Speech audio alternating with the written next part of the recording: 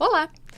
Está começando mais um Fronteiras da Saúde, o podcast do Núcleo de Combate ao Exercício Ilegal da Medicina, aqui do Simers. Eu sou a doutora Mônica Berg. Eu sou a Bruna Tertuliano. E bem, nesse mês de agosto, nós temos uma campanha bem interessante, que é eu adorei a cor dela, dourado. Dourado. Dourado. Cor de luz. Exato, que é a campanha do Agosto Dourado. O que é o Agosto Dourado?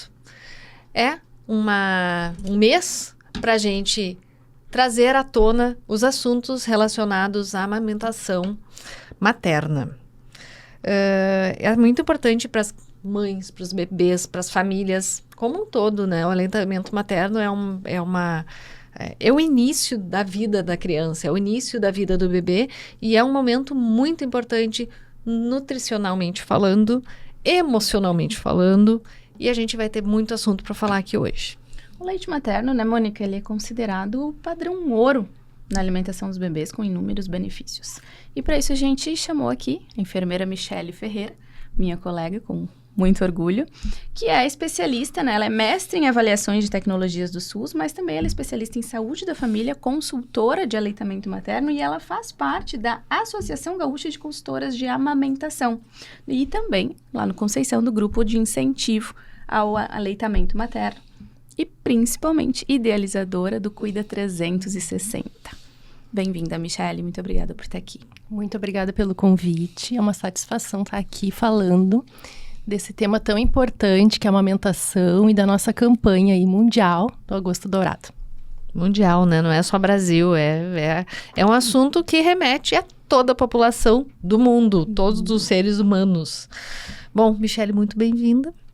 Vamos então iniciar. Em primeiro lugar, para começo de conversa, o que representa o Agosto Dourado e por que essa campanha é tão importante?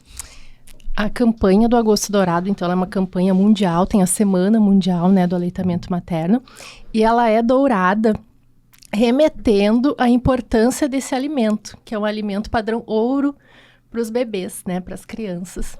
Vem daí o dourado. Daí vem o dourado. Uhum. E por que é considerado, então, um alimento padrão ouro? Se a gente disser hoje, assim, para as mães, né, para a sociedade, nós temos um alimento que ele é vivo, né? Esse alimento materno, ele é um alimento vivo. É um alimento rico em imunidade, rico em probióticos. Ele é um alimento que ele vai modificando a partir das necessidades do bebê. Então, esse alimento, nenhuma indústria consegue fazer um alimento tão específico, tão rico, né, tão vivo para o bebê, né, para as crianças. Nossa, é bonito, né? A gente sempre escuta. É romântico. Exatamente, mas tem um romantismo por trás, além de toda a parte de ciência alimentar e nutrição, tudo isso, né? E a parte nutricional, isso é muito importante mesmo. E daí, quais são os reais benefícios dessa amamentação para os bebês? Então, para os bebês, como ele é rico em imunidade, né, os bebês ficam menos doentes, têm menos riscos de infecção. É um alimento que os benefícios vão ser para ao longo da vida.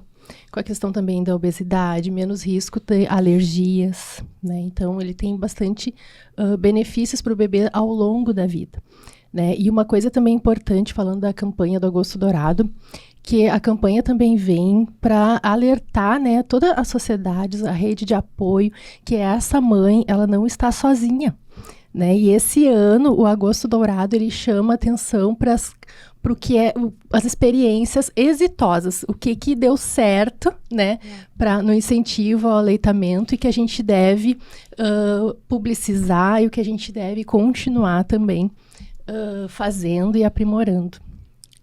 Essa mãe, ela não tá sozinha, né? E quais os benefícios da amamentação para a mãe daí? A amamentação, ela também tem benefícios também para a mãe, né? Então, o que acontece?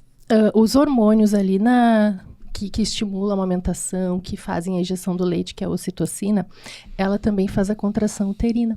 Então, tem menos risco de hemorragia, né? O útero volta mais rápido ali ao tamanho normal. né? Tem a perda de peso, né? Então, tem isso também. Todas estão interessadas. E também tem menos risco de câncer de ovários, de mamas, nas mulheres que amamentam. Então, ela também tem esses benefícios. Além da parte nutricional, a amamentação também estimula o vínculo, né, com o bebê, né? Então, tem ganhos também emocionais ali, né? Exatamente. Até por isso que eu comentei antes lá na abertura do programa falando sobre isso, né? Que não é só nutricional o ganho, ele é emocional também. Existe um tempo ideal para o aleitamento materno exclusivo? Segundo o Ministério da Saúde, durante os 6 meses de vida do bebê, os primeiros 6 meses, o aleitamento materno, ele supre toda a necessidade nutricional ali do bebê, não precisando dar chás ou outros complementos. Leite materno exclusivo, até os 6 meses. A partir dos 6 meses começa a introdução alimentar, mas ainda continua o aleitamento materno. Segue em paralelo. Segue em paralelo. Até quanto? Até 2 anos ou mais.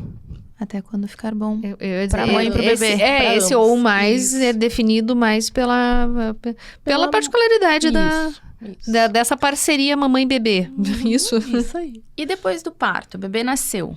Quando é que começa a primeira alimentação? Quando é que começa a amamentação? Super importante esse momento, assim, pós o parto. Após o parto, a gente tem ali a primeira hora de vida do bebê, que deve ser feito contato pele a pele. Então, o bebê nasceu bem, sem nenhuma intercorrência, colocar em contato com a pele da mãe e deixar essa primeira hora de vida, os dois ali juntos. Nesse momento, tem uma grande produção de ocitocina ali da mãe. Já começa a ejeção de leite. Também a gente tem ali uma fase em que o bebê já começa a procurar a mãozinha para sugar, já começa a demonstrar os sinais ali de fome, né? E que ele pode ser direcionado à mama, né? E esse contato dele ali com a mama também já estimula a produção de leite. Tem pesquisas que revelam que esse momento do contato pele a pele, na primeira hora de vida, ele está linkado com os alto índice de aleitamento exclusivo ao longo desses 6 meses. Então, é super importante, nesse momento, a primeira hora de vida, o bebê fazer esse contato pele a pele com a mãe. Nossa, que legal. Mas, claro que isso não é tão simples para todo mundo, né? Quais as maiores dificuldades que as mães enfrentam nesses primeiros dias? Parece que a gente falando assim é simples, né? Mas não é. É um aprendizado, né? Então, as mães que eu atendo com a consultoria de amamentação e na minha profissão, eu sempre digo que a gente não nasceu sabendo amamentar e o bebê, por mais que ele sugue a mãozinha dele, que a gente faz as ecografias, ele sugando o dedinho, ele, quando sai, né, que tem que começar a sugar o peito, é uma sucção muito diferente de sugar o dedinho, né? Então, ele tem que trabalhar ali toda uma musculatura, né, a língua, tem uma pega adequada. E isso é um aprendizado que se dá a cada mamada. Se durante o pré-natal, né, a mãe já conseguir receber orientações, receber informações sobre a amamentação, já é um meio caminho andado. Porque às vezes ali no início, né, logo que nasce o bebê, já começa a pega incorreta, já dá lesão, já começa a dor, né? O bebê já não começa, também não suga o suficiente, né? Uma mamada efetiva. Então, as maiores complicações que se dão, principalmente ali no início, é essa pega, né, incorreta e lesão mamilar, que dói, né? Dói, daí amamentar com dor é difícil. E a partir do 3º dia de vida, ali a gente tem também o engurgitamento mamário, né? O risco de empedrar, de dar mastite, né? Então, a gente tem a maior propensão aí a ter essas intercorrências a partir do 3º dia de vida. Daí essa orientação nesse momento antes do nascimento é importante. Sim. O que a mãe aprende ali? Ela aprende Eu sou dermatologista, eu levo sempre um pouquinho para o meu lado, né? Então, todas as mamães, eu tento ensinar um pouquinho sobre o preparo também da pele, de o que pode, o que não pode, onde que pode passar creme, onde não deve passar creme, e até deixar um preparo para uma possível lesão, alguma coisa desse tipo. Mas eu acho que o aconselhamento do aleitamento prévio, eu achei tão importante isso. Muito, muito importante. Então, essas informações durante a gestação, o que a gente vai informar? Primeiro, antigamente a gente tinha aquelas recomendações, de preparar a mama para amamentar. Atualmente já faz alguns anos, a gente desaconselha qualquer preparo da mama, porque os hormônios da gestação já estão preparando a mama. Então, eu também converso com as mães, já está observando que a mama pode ter aumentado de volume, às vezes está um pouco mais dolorido, às vezes a gente vê ali que a auréola já está mais escurecida, Então, isso são os hormônios trabalhando para a amamentação. Não precisa sair leite durante a gestação, porque não precisa amamentar nessa fase, não se estimula, porque saia leite. No momento em que o bebê nasce, vai começar ali a fazer a pega, estimular, vai sair então esse primeiro leite materno, que é leite que se chama colostro, que é o leite materno. Então, durante a gestação, a gente vai informar.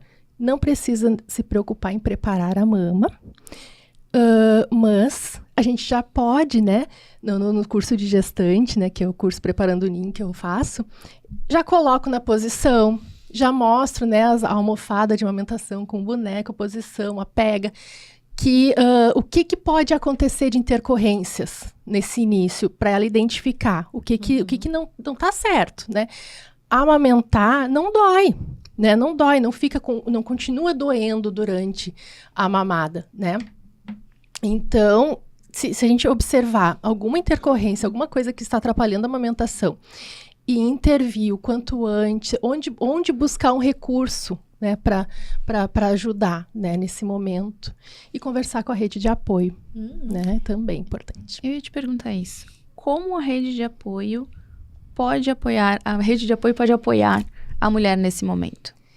Nós, profissionais de saúde, nós também somos da rede de apoio. Então, a questão da informação já no pré-natal, nós já também estamos desempenhando o papel da rede de apoio, orientar onde buscar as informações no momento em que identificar alguma dificuldade. Na família, também, que é a rede de apoio ali da mãe nesse momento, respeitar a vontade da mulher. Então, cada mulher que amamentou teve a sua experiência, E não necessariamente a minha experiência vai ser igual à da minha filha, Então, a gente respeitar a vontade, a escolha dela. O pai, O pai ali, ele não é rede de apoio, mas ele tá ali junto, vivendo esse momento, E ele também, o que uma mãe precisa? Estar bem alimentada, poder descansar, poder ter água, amamentada muito sede, ter água. Então, eu não sei o que fazer para ajudar a dar um copo d'água. Exato. Manter a água ali para ela, Então, eu digo assim, para as gestantes, quando a gente pode, conversar ainda durante a gestação, que tenha, ali na família, visitas, que a visita seja uma pessoa que possa abrir a tua geladeira, que possa botar uma roupa na máquina para lavar, porque é disso que tu precisa, Porque a gente tem também o que a gente chama de lua de leite, Que é o mesmo que a lua de mel, Quem que a gente leva para a lua de mel? Só o companheiro, Então, na lua de leite, o que a gente precisa? Paz. Ocitocina é o hormônio da paz, do relaxamento. Então, se a gente tem visitas para estar fazendo sala, tendo que fazer um chazinho para dar para as visitas, se preocupando ali com conversas aleatórias, a gente muitas vezes não vai ter esse tempo, esse relaxamento para prestar atenção ali naquele momento da amamentação. Então, a rede de apoio, ela tá para cuidar a mãe, para dar esse suporte para ela, para que ela possa descansar, para que ela possa se alimentar bem, para ela que possa estar hidratada. Então, é uma verdade que estresse e ansiedade podem interferir tanto na produção do leite quanto na amamentação em si. Sim, a gente observa que tem mães que têm produção de leite, mas não têm a ejeção, porque elas estão estressadas, O estresse, a adrenalina, ela corta o efeito da ocitocina que ejeta o leite. Então, realmente, o estresse, o cansaço, a privação de sono pode sim atrapalhar na amamentação. E toda mulher produz leite o suficiente? A maioria produz. Mas a gente tem essa questão da insegurança, da falta de rede de apoio, esse fator emocional que pode inibir, prejudicar essa produção de leite. E também, o que acontece? Quando a gente identifica que tem alguma coisa prejudicando ali a amamentação que não está certo, se a gente vai protelando a busca, né, por um profissional que ajude, né, acaba também que pode dar o desmame, né, precoce. Então, a gente tem que, assim que identificar alguma dificuldade, porque tem mitos, né, tem mitos de que amamentar é normal sentir dor, né. Tem mitos de que se eu procurar ajuda, eu sou uma mãe insuficiente, porque eu não consegui dar conta. Então, tudo isso são mitos, né, que atualmente a gente tem muito mais conhecimento, muito mais preparo, a gente tem muito mais profissionais especialistas na amamentação que podem ajudar e que não é, né, desmistificar a cultura, essas coisas que a gente escuta, né? Os principais mitos são esses. Existe mais algum outro mito que tu notas? Existe. Leite fraco, né? Então, o bebê, ele só chora por fome, né? Então, o bebê tá chorando, olhem pra mãe e dizem, mas ele tá com fome, teu leite não tá dando conta, né? E por mais, às vezes, que a mãe seja bem informada, nesse momento do puerpério, é um momento de muita insegurança, né? Então, é um momento em que, realmente, se tem alguém ali que tu confia e tá te dizendo que tá chorando por fome, né? Eu já vou começar a ficar insegura, né, com isso. Então, esse mito do leite é fraco, do bebê... Então, não existe leite fraco. Não existe leite fraco, não existe. O que existe é a gente ajustar, né, observar essa mamada, acompanhar, ver se tá com uma pega efetiva, se o bebê tá sugando o leite materno, porque às vezes a pega não está adequada, ele não suga o volume necessário, né? Então, ver essa mamada, para ver se realmente está sendo efetiva. E o choro do bebê nem sempre é fome, né? Sim, às vezes é só comunicação. Comunicação, quero um colinho, né? É o jeito que eu quero conversar, né? Não consigo conversar. Mas nessa situação da pega e ser uma dificuldade e tal, profissionais da enfermagem podem estar junto ali, fazendo essa consultoria que tu prestas também, né? Mas tem outros profissionais que também estão junto, né? Fonoaudiólogo também. Esses dias eu estava conversando com uma amiga fonoaudióloga e ela falando assim, que legal que vai ter o podcast sobre o aleitamento, porque realmente é um momento que a gente também atua para auxiliar nesse momento do fazer a sucção, de ter todo esse ajuste da boca da criança, obviamente, para conseguir fazer tudo isso. Né? Sabe que atualmente assim, a gente tem uma equipe multi trabalhando com amamentação, e isso é excelente, excelente. Cada um, né, na sua área de conhecimento, olhando para a amamentação e auxiliando em algum ponto específico. A enfermagem, claro, a gente tem, né, aquela 24 horas lá do paciente, né? A gente está lá dentro do hospital, está em toda, né, a linha ali de cuidado. E a gente olha muito para a questão da amamentação. Mas a gente tem sim a fonoaudióloga que olha a língua, né? Que faz os testes, que também ajuda na pega. Né? A gente tem vários profissionais. Consultor de amamentação ainda não é uma profissão com CBO, né? Então, os profissionais de saúde são muitos, a maioria, né, que são consultores, são da área da saúde. Fisioterapeuta, né, trabalha com osteopatia, né, odonto também avalia, né, a questão da língua ali, da face. Então, tem muitos profissionais, muitos. E quando a mãe volta a trabalhar? Como é que funciona a amamentação? Porque são 6 meses de amamentação exclusiva, a princípio, e 4 meses de licença maternidade. Como é que funciona isso? Essa conta não fecha, né? Não fecha, né? Não fecha. E a gente tem, né, também trabalho com a questão da volta ao trabalho e ajudo as mães a se organizarem.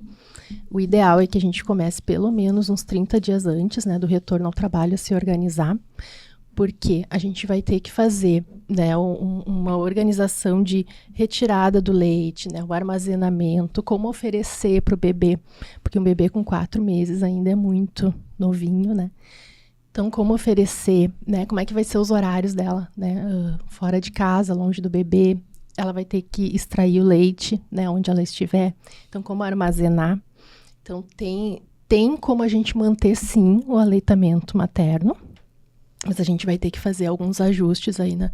Organizar essa rotina. Porque quando a gente volta para o trabalho, a gente vai ter um estresse, né? Porque a gente está longe do bebê, a gente gostaria de estar lá com o bebê, né? O bebê recém com 4 meses. Então, a gente gostaria de estar lá. Volta para o trabalho com as questões do trabalho. Vai ter um estresse ali. E isso pode reduzir, impactar na produção de leite, pelo menos nesse início. Então, isso a gente já tem que ter as reservas de leite, a gente já tem que ter essa organização prévia para a gente conseguir dar conta e se reorganizar nessa rotina. Michele, claro, tu deu várias dicas aqui que ficaram bem óbvias, que é aquilo que tu parte e expressa para os teus pacientes. Mas desenha um pouquinho pra gente como é que funciona a tua consultoria de amamentação, o teu trabalho nessa parte. A minha consultoria de amamentação, a princípio, o ideal, né, seria eu começar na gestação, né? A gente fazer uma consulta de amamentação ali no pré-natal, pra gente já orientar que existem outras posições para dar mamar, como é que se faz a pega, quais são uma almofada de amamentação que possa ajudar nesse como é que eu me posiciono, né? Conversar com o pai, né? Porque o que eu vejo, assim, na minha prática profissional, que os pais, eles estão muito presentes, muito próximos, querendo, né, participar ativamente ali de todo o processo, né? Mas como? Né? Então, ter um profissional que consiga orientar o como fazer isso. O que eu posso fazer para ajudar a minha esposa ali, o meu filho, né? Então, esse momento a gente já consegue conversar. Logo que nasce o bebê, logo que identificar alguma insegurança, alguma dificuldade, eu costumo ir a domicílio, né? Porque às vezes no pós-parto imediato até é meio ruim de sair, né? Avalio a amamentação, né? Também faço laser terapia em casos necessários, quando tem lesão, algum motivo, né, que justifique. Então, mas avaliar a amamentação e já, durante a avaliação, já ir organizando, né? Já vai organizando, dando essa informação. E, às vezes, quando é precoce, né, que a gente consegue atender precocemente, em um encontro, a gente consegue resolver, sabe? Dependendo da situação. Então, não precisa, às vezes, fazer um acompanhamento com mais encontros. Às vezes, muitas vezes já foi um encontro. Já resolve, já organiza tudo. Nesse longo, né, tempo aí que a gente está ajudando as mães, que em um encontro a gente conseguiu resolver, né? Que legal. Bom, informações hoje a gente tem em tudo que é lugar. Informação hoje é fácil a gente conseguir. Nem todas são de qualidade, nem todas são confiáveis, mas a gente tem muita informação disponível. Rede social é presente no dia a dia de todo mundo. E a mãe tá ali, certamente com o bebê e um celularzinho do lado, bombardeada, vendo tudo, né? E sendo bombardeada por muita informação. Quais são os riscos de seguir algum tipo de recomendação de rede social de pessoas que não têm informação ou de pessoas que não têm uma habilitação para atuar na área da saúde, principalmente nesta organização desse momento? As redes sociais, elas trouxeram pra gente muitos benefícios, né? Que a gente pode estar aqui, né? Passando informação, né? Conversando com as pessoas, né? Mas trouxe também muito desserviço, né? A gente tem muitos influencers, né? Que daí trazem as suas experiências como aquilo sendo uma verdade, né? E daí também as pessoas ficam impactadas com os números de seguidores, né? Que essas pessoas têm. E às vezes dá vontade, assim, de chorar, né? Das coisas horrorosas que a gente vê, né? E tem também profissionais de saúde que às vezes trazem também informações, assim, que não são compatíveis, né? Com tudo que a gente... Com a ética, né? Porque a gente, inclusive, tem uma norma, que é a NBCAL, que proíbe os profissionais de saúde de fazer qualquer propaganda, né, de fórmula láctea, qualquer propaganda de apetrechos que podem atrapalhar na amamentação. E isso a gente vê nas redes sociais colegas fazendo, né? Então, são desserviço. O que eu acho que o mais importante é o que eu diria, assim, para uma mãe, né, que está lá na rede social olhando esses vídeos, assim. Sempre ir atrás, sabe? Sempre ir atrás da informação, sempre buscar mais, né, informação além daquilo que ela está escutando ali no vídeo, buscar mais informações a respeito do profissional, né? Então, a gente tem Às vezes o profissional tem um site, às vezes a gente já tem algum conhecido que sabe de alguém que já fez alguma consulta que tem como indicar, né? Então, eu acho que a gente tem que ir atrás aí da informação para conhecer mais, né? Isso é muito importante, né, Michele? Porque o exercício ilegal, tanto da medicina quanto das outras profissões, né? O exercício ilegal, aquilo que é fora da ética, fora das regras, está por tudo, né? Então, procurar, no caso da medicina, olhar no conselho, né? Aqui no Rio Grande do Sul, no CREMER, se essa pessoa tá apta. No caso da enfermagem no COFEM, e olhar o site, identificar se aquilo é ético ou não. Muito importante. Nossa, isso aí do exercício legal em qualquer profissão, a gente tem que ter muita atenção a esse assunto, sem dúvida alguma. Eu aprendi essa palavra hoje, tá? Que existe o cuidado 360. Cuida 360. Cuidado não. Cuida 360. É a empresa da Michele. Tu és idealizadora do Cuida 360. Eu não conhecia, né? Meus filhos já estão grandes, então o assunto da amamentação não é uma pauta que passa por dia a mim dia. mais, né? Já não é dia a dia mesmo. O que é esse projeto? Como é que ele funciona? Ele auxilia as gestantes, mães, famílias? Conta um pouquinho sobre ele. O Cuida 360, então, é o nome que a gente deu, né, para o consultório. Eu e uma sócia, também enfermeira. A gente faz um cuidado integral infanto-juvenil, né? Então, a gente tem as nossas experiências. Eu com a minha primeira infância, ela já tem experiência também com a parte da saúde mental, né, infanto-juvenil. E ali a gente trabalha, então, desde a gestação. Ela, inclusive, faz acupuntura para as mães tentantes, né, que querem engravidar. Então, até antes, né, da concepção, mas o meu trabalho lá é durante a gestação, com a amamentação, com sono infantil, com o volta ao trabalho, né, com a questão do desmame também, a parentalidade. Então, a gente dar esse suporte, né, de saúde, né, e prevenção tanto para as crianças quanto para suas famílias, né? Porque quando a gente trabalha com criança, a gente trabalha com a família também, né? Bom, eu particularmente sou apaixonada por esse tema, o tema da amamentação, essa interação mamãe-bebê, esse comecinho. Eu falei antes da gente começar que a gente podia ficar 3 horas aqui conversando, né? Que os assuntos, eles não param, mas infelizmente a gente precisa encerrar o programa, né? E para finalização. Michele, que dicas tu daria para as mamães que estão começando nessa empreitada, que estão vivendo esse momento? O que é o mais importante? Eu acho que o que é mais importante é elas saberem que elas não estão sozinhas, né? Então, a amamentação, ela não é algo que seja solitário, né? A gente precisa de uma rede de apoio, a gente precisa de informação, e hoje em dia a gente tem busca, né, por profissionais que são especialistas na amamentação. Inclusive, quando as amigas dizem, estou grávida, né? Quando não são aqui de Porto Alegre, da região, eu digo, arruma um telefone de uma consultora de amamentação. Por quê? Porque se eu disser o que a gente tem, a gente produz, nós mulheres produzimos o alimento padrão ouro para o nosso bebê, sustentável, aquecido, né? Biológico ali, que vai mudando a composição conforme o bebê vai nascendo, é o alimento padrão ouro. Nós não podemos abrir mão de tentar, né, alimentar o nosso bebê com esse leite, né? Então, o que eu diria, assim?